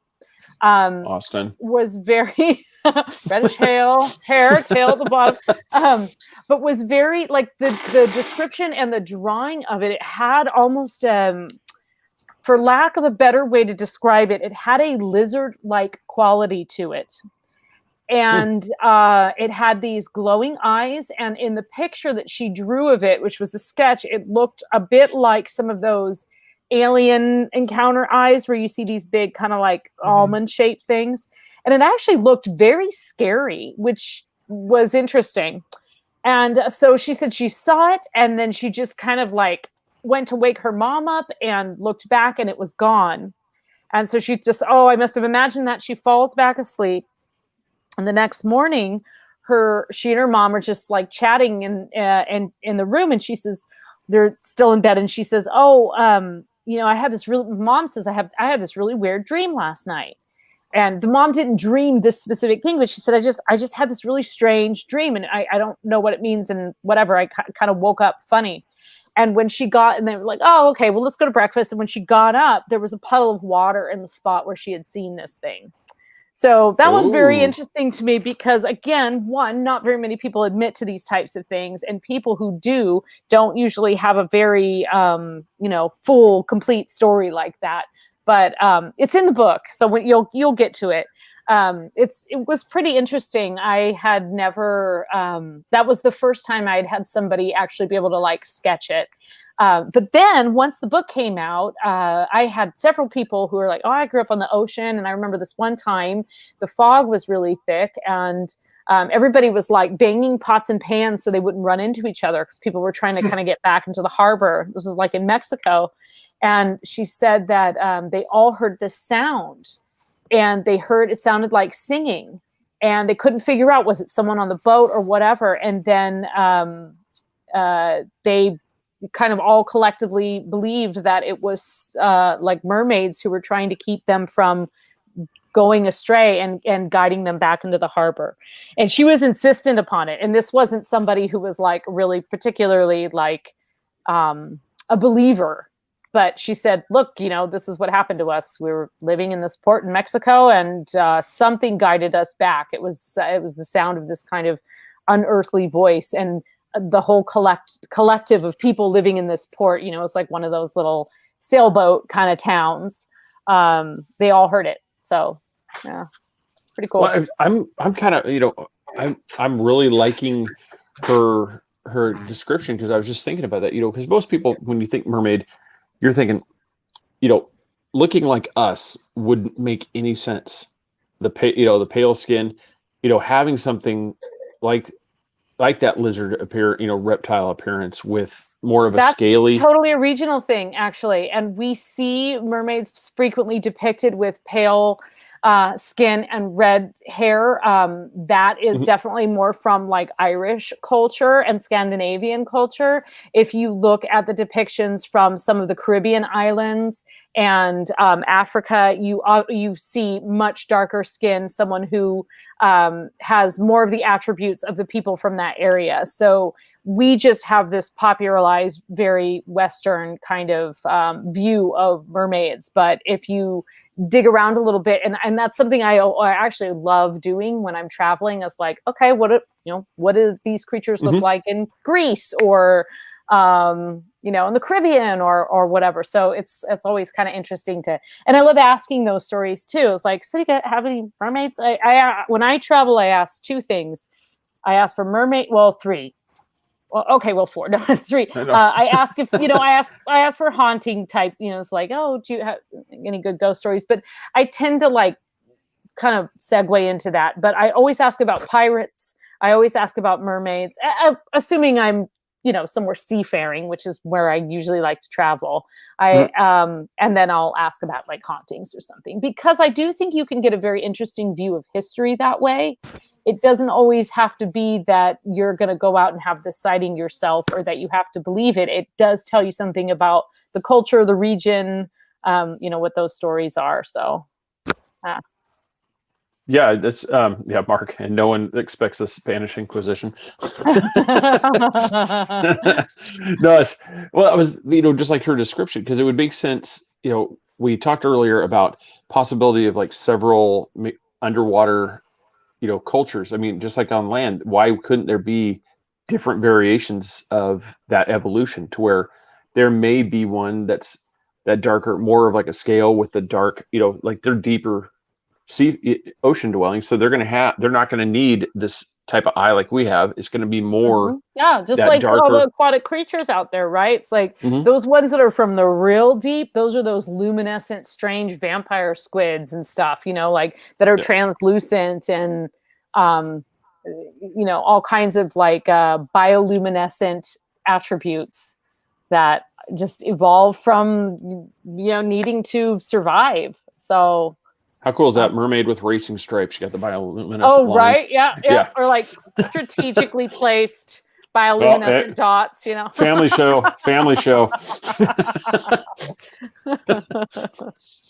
Oh, man, it's because just like her description, I mean, for me, it was one of those, it's like, as soon as you started describing it, I was like really getting into that, because I mean, that's the kind of story. It's like, I imagine that, but then how do you explain the water? How do you explain? I know, that's the twist, right? That's the cool part, because it's just, and I was also picturing, I was trying to look up, for a creature from the Black Lagoon. I was trying to, that type of thing, where it's just, it could be something like that. It has, it's developed that, for survival in the conditions that they're in. And so, yeah, I mean, I don't discount it. I mean, it's definitely a cool story. Yeah. Well, and I shouldn't put it all on Disney, because it's really not all on Disney. Like, again, the hair ad, that was, that was well before Disney. Actually, this would be a really good ad for beard oil. This like werewolf lady, this bearded lady. Wouldn't that be a good ad for beard oil? I think. Just beard oil people. Just saying. And Just so everybody knows, that is a very Beard nice plug for her next for a book that will be appearing on her next appearance when she's on to talk with us about vampires. So we will be discussing that book. Ooh. Oh yeah, and actually, Teaser. I am I have a new vampire project that I can probably talk a little bit about at the next. Nothing's finalized yet, but there's some more vampires afoot. So. Well, let me know if a galley needs to come missing. Yeah, yeah, we're hoping for Halloween of next year, so we'll see. Oh, nice. Yeah, I mean, if a galley just happens to drop in the mail, that would be. Yeah, right. Well, hey, you get on the publicity list, you get all kinds of good galleys. That's right. Yeah. Let's see what we can do here. But I definitely think we've updated this episode for sure. Yeah, I do want to say though, at the very beginning of your episode, and you started actually this episode, and I think you're right.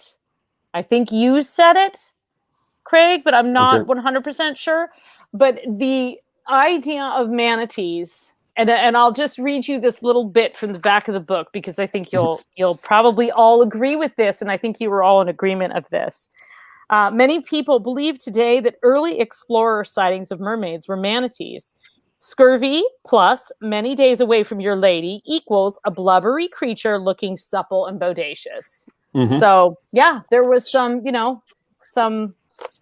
deprivation going on there. Definitely, some sensory deprivation, lacking vitamins. So months at sea, you're starting to get delirious from the lack of you're just drinking nasty water. You're actually drinking grog. You're drinking rum the whole time because the water wasn't safe to drink. So you're actually drinking alcohol the whole time. Doesn't it sound fun? I know you're sitting on the boat with Austin, and then all of a sudden you're like, man, that thing in the water is looking pretty good right about now.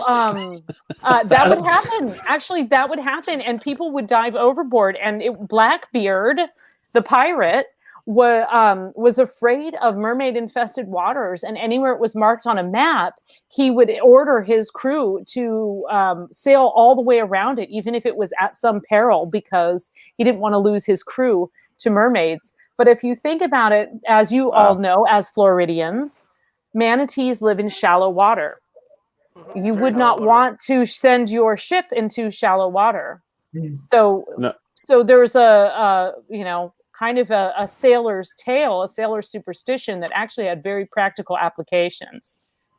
So was he in fact superstitious, or was it one of those? He was very superstitious. Like in that, did he use that as a play to keep his guys, make sure they stay on the boat? Yeah, he had a lot of tricks too, because he would do that thing where he'd put firecrackers in his beard and look really fierce and come on, So he had a lot of tricks up his sleeve.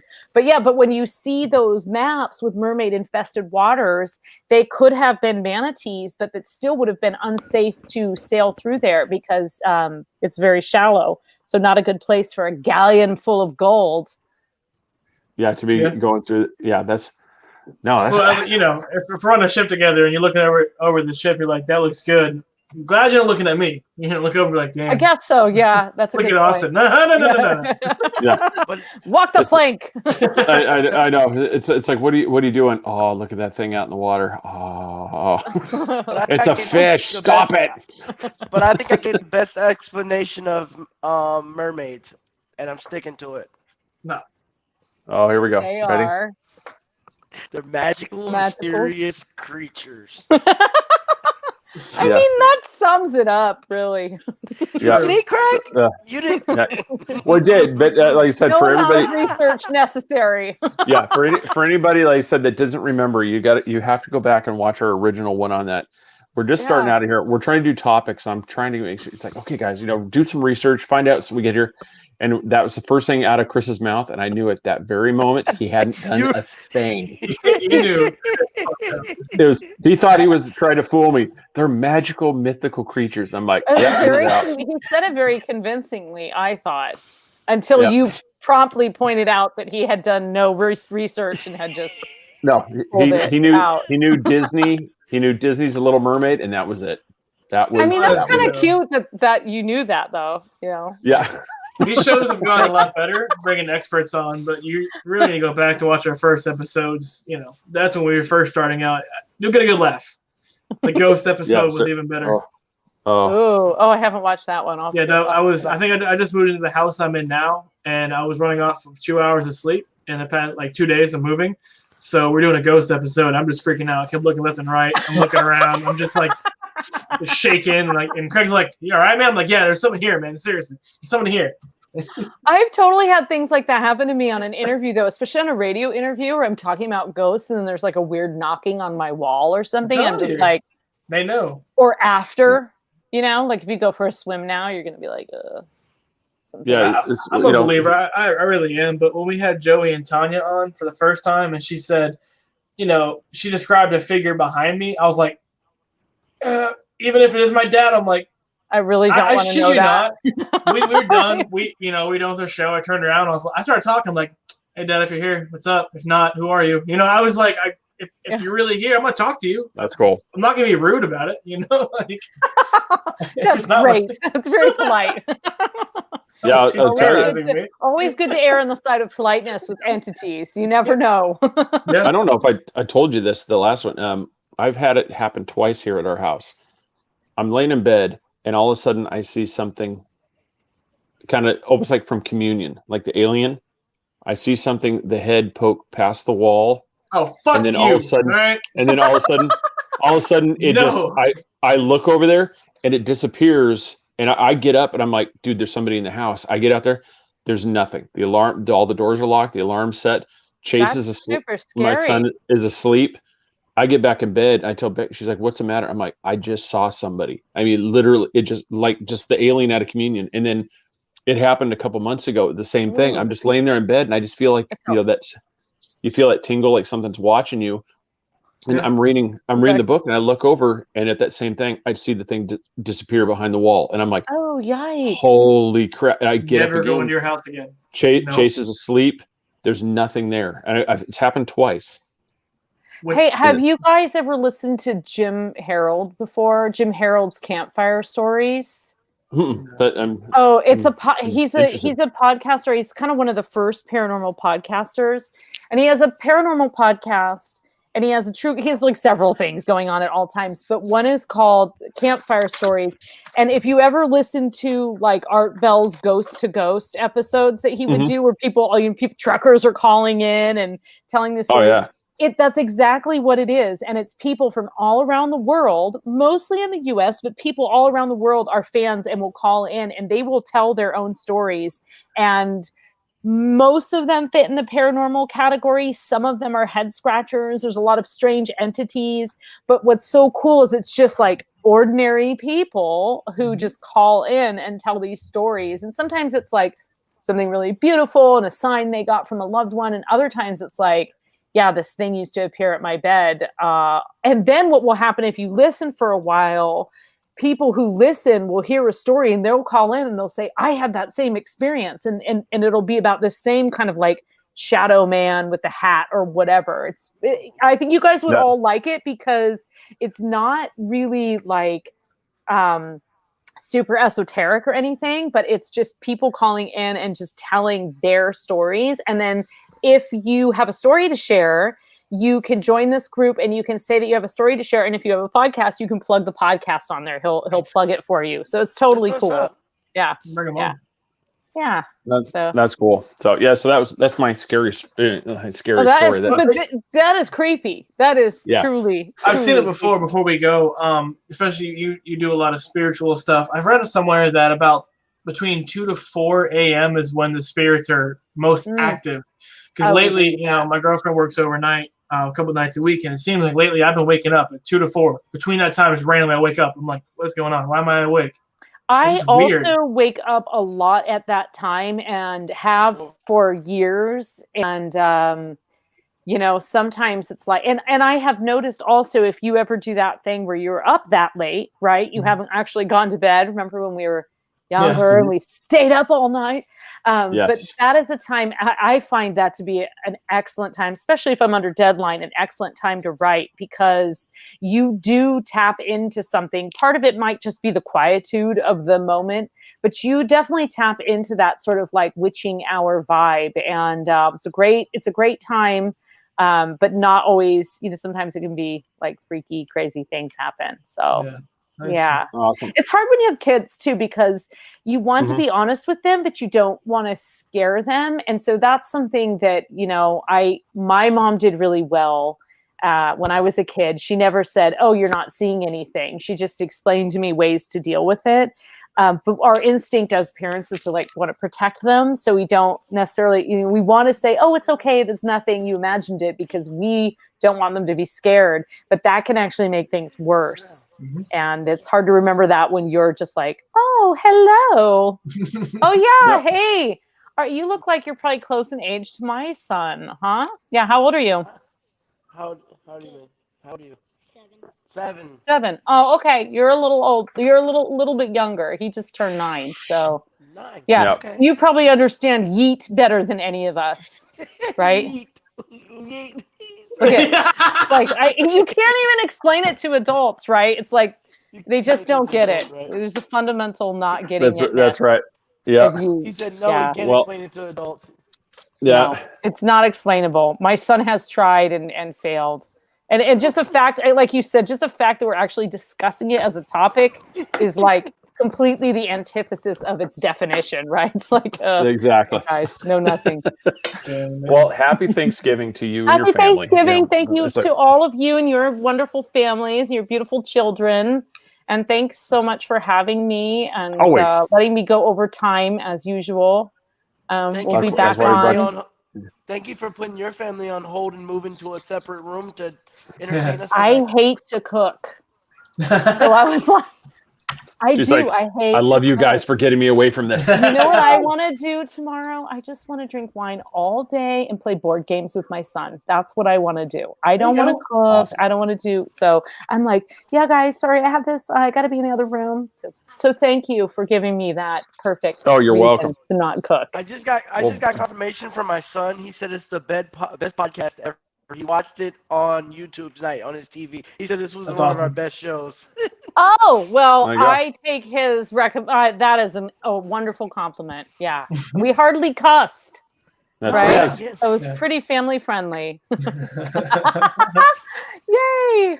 VarlaVentura.net. Go check her out. I may have a couple of things from her here. Yeah. They make great, you know what? These fit in a stocking like so perfectly. Yeah, they do. They're 5x7s. Yep, they're fairly wide stocking, but still they stretch. And anybody that hasn't seen one yet, I mean, the one thing is just it's like you get some where it's just like really tight font, and there's like thousands of words crammed in each page. These ones are really easy reads. Not too bad, right? No, they're a lot of fun to read. The mermaid one has blue font. It's got pictures. And the fairy one has green font. And then I think the vampire one is, it's kind of a dark red, actually. I forgot about that. So there's pictures. Yeah, pictures, very important. Can't go wrong with pictures. You can't have a book without pictures. No. That would be a missed opportunity if it wasn't a crimson colored, I know, right? I know. Yeah, I think it was a little, to me, it looked a little brown, but a real red probably wouldn't have showed up. And so I think my publisher was like, look, it's like dried blood, trying to appease me. Exactly. All right, I'll take it. So go to VarlaVentura.net. She's got some merchandise that you might be able to find. I do. Yeah, you can get journals with a lot of the, like little writing journals and stuff with book covers. And I made some trucker hats. I should have had one here to put on to plug it, but. I've been meaning to go over there and get that trucker hat. I love trucker hats, so I've been meaning to go over there and get one. So there's two. There's one with my logo that actually my nephew designed. It's the VV. I like that one. Super cool. And then the other one is a bat, and it says all-nighter. Nice. That's me. That's awesome. Well, if you do, let me know if you're going to order anything, and I'll make sure you get shipping and stuff like that. Like I'll make sure it actually gets out in time. Copy under the brim. Yeah, I know. God, I wish I could do that. Figure out a way to do that. That would be super fun. Oh, magic marker. You can sign it from me with magic marker. I'd be happy to have it. Yep. So I said I was just just trying to get real quick for people to see, just so that way they could see some of the merchandise. There's, you got the totes. The totes. Obviously the books. Mugs. There's the hats. And I'm a little remiss, but there's I've got a few things to add. I don't click on t-shirts.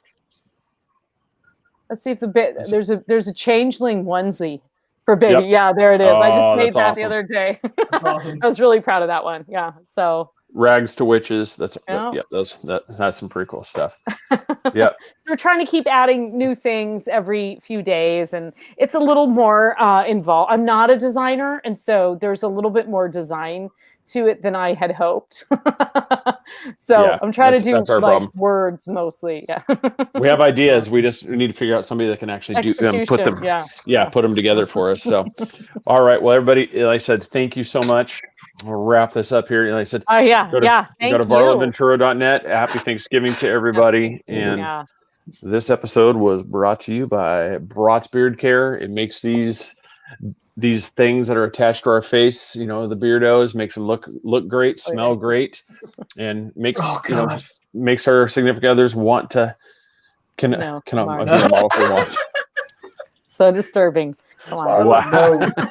They actually do have a onesies at Walmart, so maybe we can work that out. Can you see Mark rocking the changeling onesie? Just like bumping around, like bump it up. It's just a hat. That's awesome. All right. Well, go to brottsbeardcare.com. Check it out. Use our promo code 3beards with the capital B. Nanny Cakes 407. Go to 407-923-2898. Mention that you know us. She will take sympathy on you and give you 15% off on that cake, because that's what's going to drown it out. We began with cake, and so we shall end with cake. Maybe end with cake, and we've even said if you get it out of the area and you need it, we would be more than happy to personally autograph the spork, because that's what you're going to need when it gets to you, because it's not going to be in too great a shape after it gets shipped. Because I picture Jim Carrey with the HDS type delivery system. What's going to happen? Get a straw and snort it. Snort the cake. Just snort. I've done it before. Main lines frosting. Hey, don't knock it till you tried it. Yeah, you're gonna be sitting there mainlining frosting. That's awesome. Don't knock it till you try it. I'm just saying. That's right. That sounds like you have tried it. All right, everybody. Have a great night. Thanks for watching. Appreciate it. Happy Thanksgiving to everybody. Varla, we will see you again. We're in the new year. We're definitely going to try to get you on talk vampires. So awesome. Sounds wonderful. All right. Awesome. Take care, you guys. Thanks have a good night. Much. All right. Everybody, Bye. thanks for watching. Good night. Bye.